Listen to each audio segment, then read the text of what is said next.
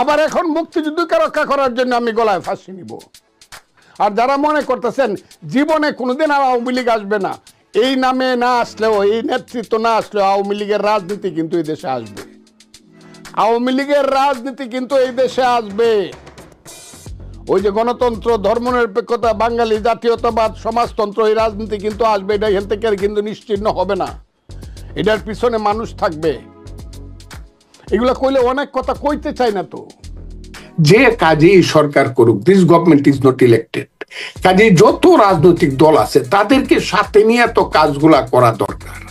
কিন্তু এখন দেখা যাচ্ছে সমস্ত রাজনৈতিক দলগুলোকে প্রতিপক্ষ বানায়া নিজেরা গোপনে গোপনে কি যে করছে এটা বুঝার কোনো নাই। সমস্ত পত্র পত্রিকাগুলো কন্ট্রোলড, সমস্ত পত্র পত্রিকা কন্ট্রোলড, সমস্ত টেলিভিশন সেন্টারগুলো কন্ট্রোলড, কোথাও কোনো খবর পাওয়া যাচ্ছে না। অথচ আমরা জানি দেশের ভিতরে কি ঘটতেছে, আমরা জানি এই দেশে কি হচ্ছে।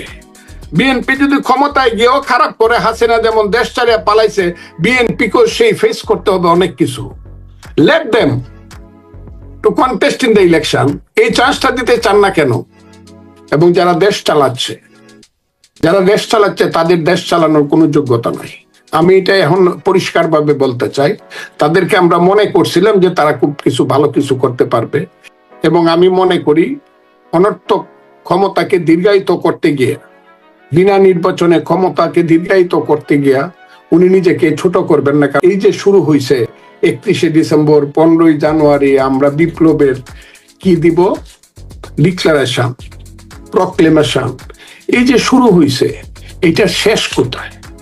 এটার শেষ একমাত্র তারা প্রক্লেমেশন, ডিক্লারেশন যাই দিক, জামাত একটা দল, সেই দলটা এই দেশে ইসলামিক আদর্শ চায়, তারা সবসময় বলতেছে কোরআনের শাসন চায়, অন্যান্য ইসলামিক দলগুলো চায়। এটা শেষ কোথায়? আমরা গণতন্ত্র চাই, আমরা এই দেশের ফির দুনিয়া চাই, মানুষের অধিকারের প্রশ্ন চাই, ভোট চাই। এটার শেষ কোথায়? সবটার একমাত্র শেষ হইল জনগণের কাছে যাওয়া, কারণ এই দেশটা হলো জনগণের।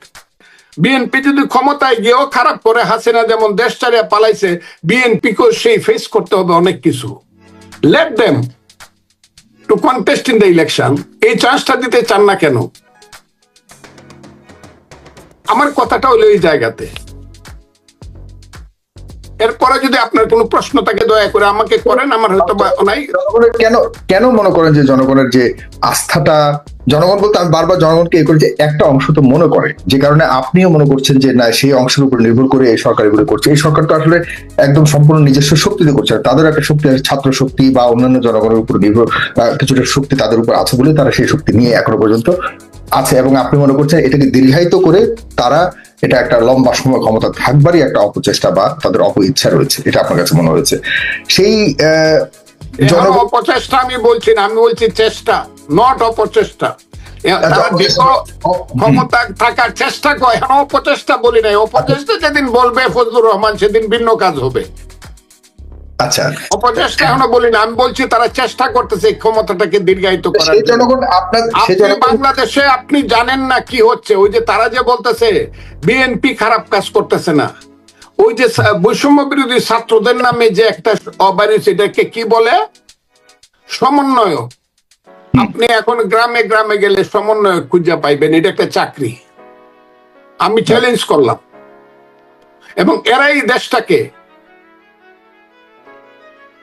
যদি অস্থির করে থাকে কেউ, এবং আমার 3টা জেনারেশন যদি কেউ নষ্ট করে দেয়, 9-এর ছাত্র থেকে ধরে বিএ অনার্সের ছাত্র পর্যন্ত সমন্বয়ক বানায় এবং সমন্বয়কের পিছনে ঘুরাইয়া এই দেশের সমস্ত লেখাপড়া, স্কুল, কলেজ, বিশ্ববিদ্যালয়গুলোকে ধ্বংস করা হচ্ছে।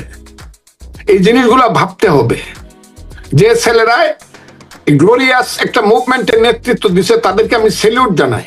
কিন্তু সেই ছেলেদের নামে যা যা হইতেছে বাংলাদেশে এখন, এগুলো অকল্পনীয় হচ্ছে। এটা কল্পনা করার মতো না। আমরা তো তাদের কাছ থেকে সেটা আশা করি না। আমরা আশা করি না একটা ছেলে 36 ঘন্টা হেলিকপ্টার দৌড়াবে, আমরা এটা আশা করি না। আমার সন্তান সকাল বিকাল রাত্র দুপুর কাপড় চোপড় বদলাইয়া 1.5 লাখ টাকার জুতা পায়ে দিয়া 4 কোটি টাকার গাড়ি দৌড়া, এটা আমরা আশা করি না ভাই। আমরা এগুলো দেখি না। আমরাও ছাত্র রাজনীতি করছি কিনা আপনি জানেন কিনা আমি জানি না। ফজলুর রহমানরাও ছাত্র রাজনীতি করছে। আমরা ভিক্ষুক হয়েছি ছাত্র রাজনীতি করে, বাবার জমি বিক্রি করে ভিক্ষুক হয়েছি। কাজে খালি বিএনপি দোষ করতেছে নাকি এখানে কি দোষ হইতেছে যা শোনা যায়, এইগুলা যদি বলা হয়, আমি তো বলতে চাই না কথাগুলো। কাজে আমি মনে করি দেশকে বাঁচানোর জন্য ফখরুল ইসলাম আলমগীর অতি দ্রুত বলছে, আমি অতি দ্রুত বলতেছি না, জুলাই আগস্টে না হইলেও আরো 3 মাস সময় নেওয়া হোক, ডিসেম্বর পর্যন্ত তারা একটা রোড ম্যাপ দেখ, উইথ ডেট, যে এইভাবে ইলেকশনটা হবে। রোড ম্যাপ দেখ। আজকে কইতেছে 60টা প্রদেশ করবো, 60টা প্রদেশ করলে তো 60-40 বছর লাগবে সবকিছু করতে। আজকে বলতেছেন এই স্থানীয় সরকার ইলেকশন করতে হবে। এইভাবে বিভিন্ন ধরনের চল ছুতায় ক্ষমতায় থাকা, ক্ষমতাকে দীর্ঘায়িত করার যে এই যে চেষ্টা, এই চেষ্টাটাকে আমরা ভালো, এই দেশের মানুষ ভালো চোখে দেখতেছে বলে আমরা মনে করি না। আর আমি ভাই চাবো না কেন, একটা জিনিস আমি যেখানে জানি যে ইলেকশন হইলে পরেই সেখানে আমি ইলেকশনটা চাবো না কেন? কেন আপনি বলেন? আপনার ক্ষমতা হইলে আপনি চাইতেন না নাকি? এখন আপনি জানেন যে আপনি ভোট হইলে মেম্বারের ভোট পাইবেন না, কাজে আপনি কূটকৌশল করতেছেন ইলেকশন না করার জন্য। আপনি তো মেম্বারের ভোট পাইবেন না, কাজে আমি ভোট পাবো, আমি এমপি হব, আল্লাহ যদি আমাকে দেয়, আমি দেশের রাষ্ট্র ক্ষমতার দায়িত্বে আসবো এবং মানুষের সেবা করবো। এই দায়িত্বটা আমি পাইতে যদি চাই, আপনার এত আমার প্রতি আপনার তো হিংসা হয় কেন? এবং আমরা কিছু করি, ইলেকশন চাইলে ভারতের দালাল, ইলেকশন চাইলে পরে আমরা সব সর্বনাশ করে ফেলতেছি।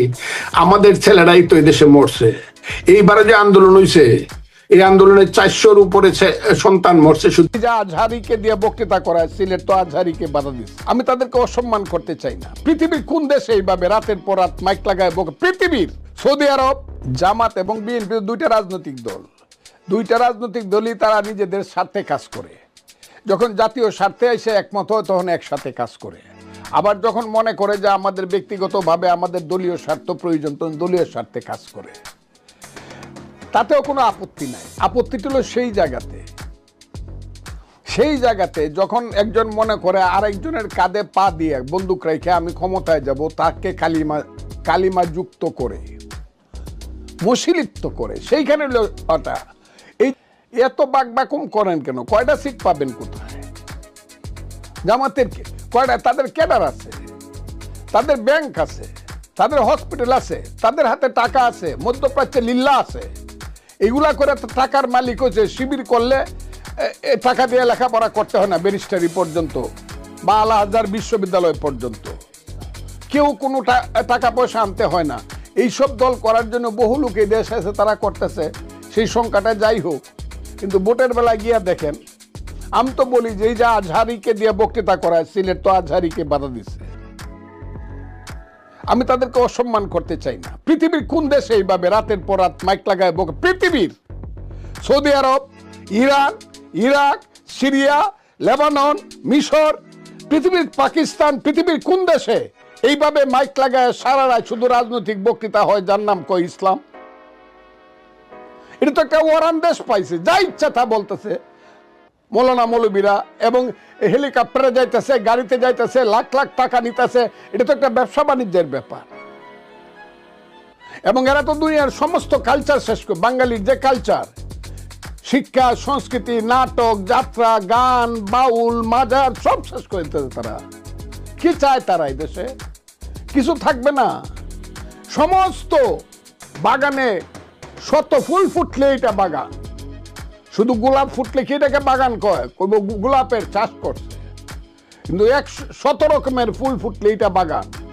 এই দেশে যাত্রা হবে, নাটক হবে, গান হবে, সিনেমা হবে, কবিতা আবৃত্তি হবে, মিলাদ শরীফ হবে, ওয়াজ মাহফিল হবে, দিনের পর দিন সংকীর্তন হবে, দুর্গা পূজা হবে, ঈদ হবে। তাইলে তো এটা বাংলাদেশ।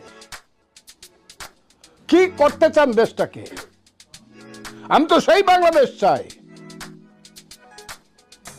এখানে যেমন গান থাকবে, পুবালি হাওয়া পশ্চিমে যাও, কাবার পথে বইয়া যাও রে বইয়া, সেই গরিবের সালাম কানি লইয়া, তেমনি গান থাকবে, ভ্রমর কয় গিয়া, শ্রীকৃষ্ণ বিহনে আমার অঙ্গ যায় জ্বলিয়া রে ভ্রমর কয় গিয়া।